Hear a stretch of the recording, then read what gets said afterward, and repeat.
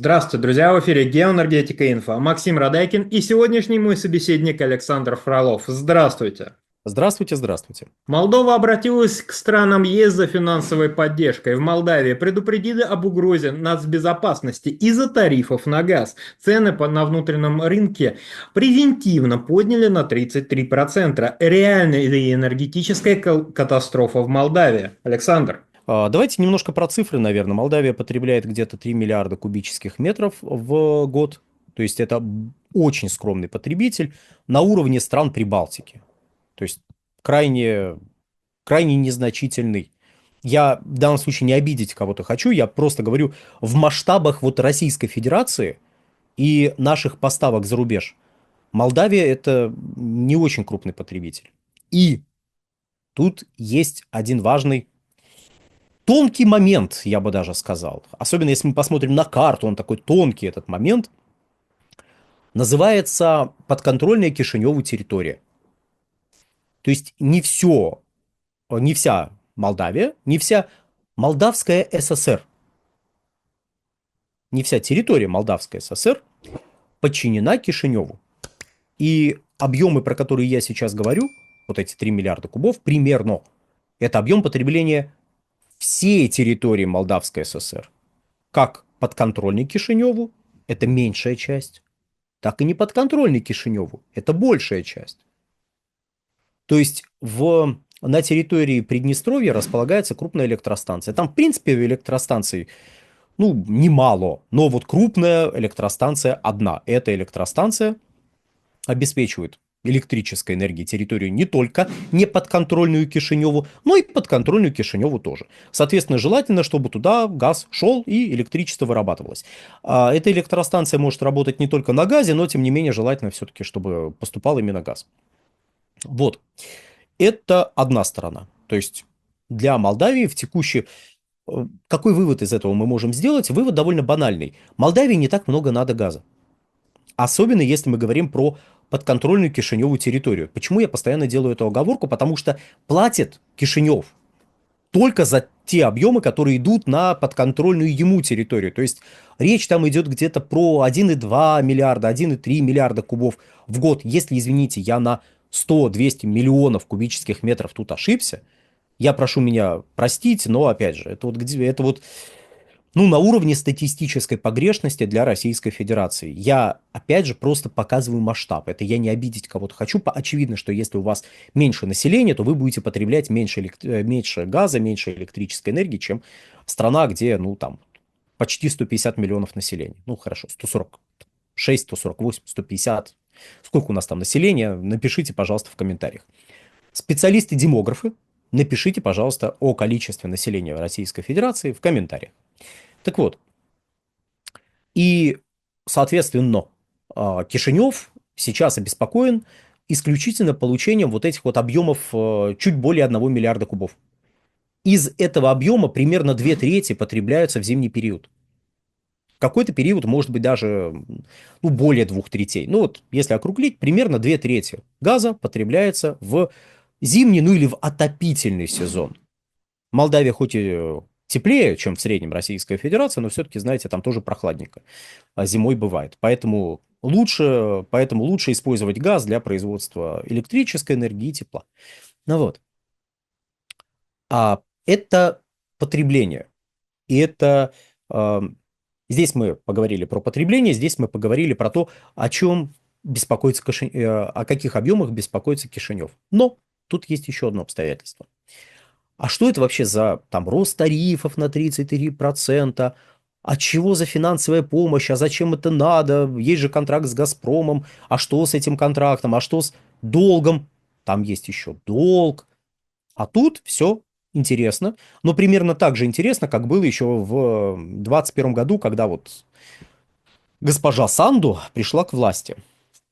К этому моменту уже был накоплен долг перед «Газпромом» со стороны подконтрольной Кишиневу территории.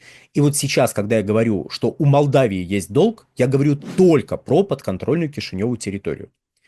Он отвечает только за эти объемы. Долг на нем висит, на Кишиневе висит только за вот эту территорию и за газ, потребляемый на этой территории. Вот, договорились, идем дальше. Значит, Молдавия сформировала долг за российский газ. Там были переговоры о выплате этого долга о постепенной выплате этого долга. Переговоры, ну, более-менее успешные, вроде как договорились. Но тут пришло время перезаключать контракт. Ну, просто действие старого закончилось как раз в 2021 году. Это не Санду виновата, это не она придумала, она пришла к власти. Опять же, никакой симпатии госпоже Санду ни я, ни весь коллектив канала Геоэнергетика Инфо не испытывает, но тут нужно отдать должное. Она не виновата в этом. В газовых проблемах, в проблемах, связанных с долгом, она не виновата. Это началось до нее. И началось с того, что Молдавия сказала: Молдавия – це Європа.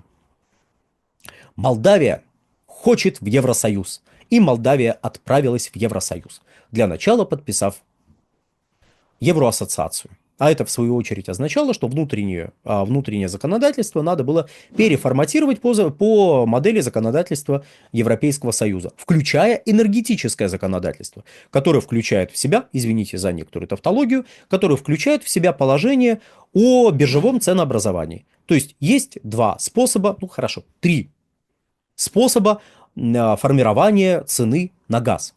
Если мы берем долгосрочные контракты, то способа два. Первый – нефтяная привязка, второй – биржевая привязка. Вы пишете формулу цены, то есть не пишется цена газа в долгосрочных контрактах, пишется формула цены.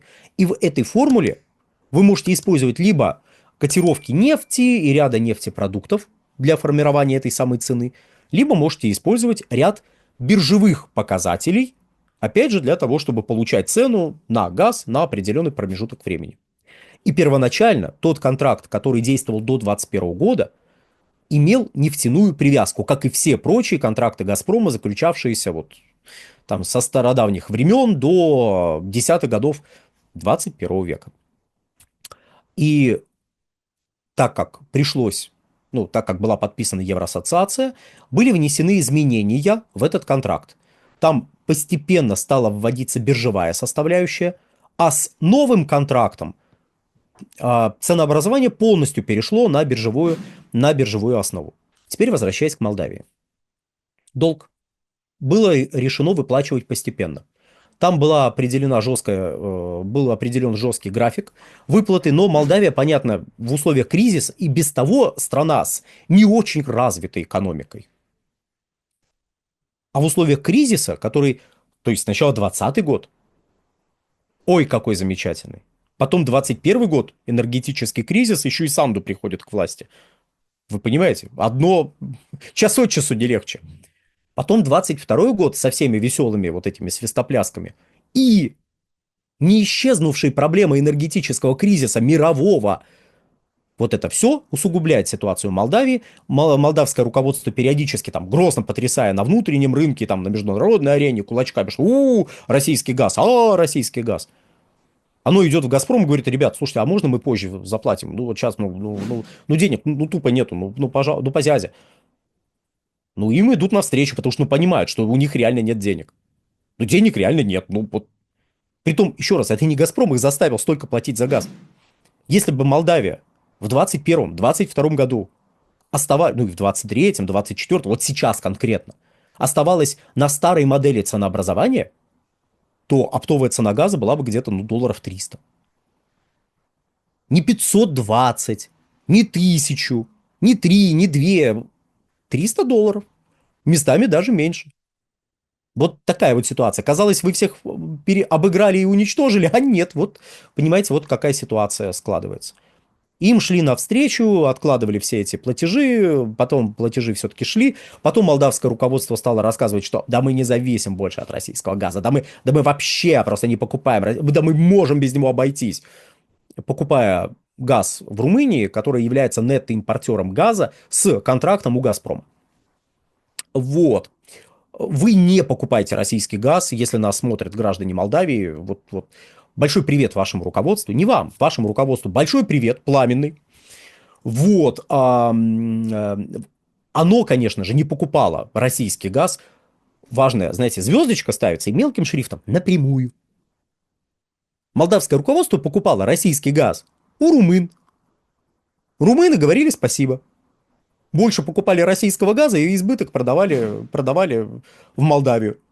А потом, знаете, как-то втихаря, хопа, возник вопрос, ой, а мы можем остаться без газа, ой, а тут какие-то проблемы, ой, а транзит прекращается через Украину, а мы же можем без газа так остаться. Погодите, погодите, стоп, стоп, стоп, стоп. Я же помню, ваше руководство, еще раз, дело, претензий не к гражданам Молдавии. К ним вот просто с огромным сочувствием. Вопрос молдавскому руководству, которое вешало лапшу, в том числе своему населению, мы отказались от российского газа. Все! А что вас тогда транзит беспокоит через Украину? А что случилось? А что произошло? А как так? А почему вы ездите тут и разбираетесь вот с этим вопросом? Ездите вы и разбираетесь, потому что зависимость от российского газа никуда не ушла. Особенно если мы вспоминаем про другую составляющую Молдавской ССР, которая не подконтрольна Кишиневу. И можно ли как-то решить этот вопрос, даже если транзит прекратится? Ну вот, представили. Транзит прекратился. Ну, решить вопрос можно. Например, молдавская сторона может покупать российский газ на российско-украинской границе и дальше поставлять его как молдавский газ. В том числе на неподконтрольную Кишиневу территорию. Кстати, компании с неподконтрольной Кишиневу территории, наверное, тоже могут так сделать. Тут возникает вопрос международного признания и прочего, но, опять же, знаете, жить захочешь, не так раскорячишься. Это, мне кажется, лозунг Кишинева. Не в плане города, а в плане, знаете как, синегдахи и метонимии.